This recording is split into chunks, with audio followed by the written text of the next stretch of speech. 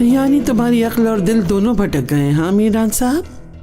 भूलना मत, किसी ने भी तुम्हारी माँ के बहते आंसुओं पर रहम नहीं खाया। आज मैं कसम खाता हूँ ये इंतकाम जरूर पूरा होगा।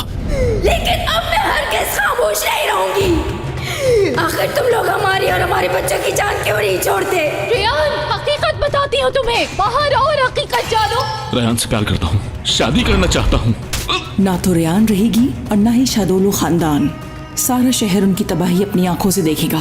प्यार करती हूँ मैं उससे। मोहब्बत नहीं है मेरे अंदर इतनी नफरत जमा हो चुकी है कि मोहब्बत की जगह नहीं।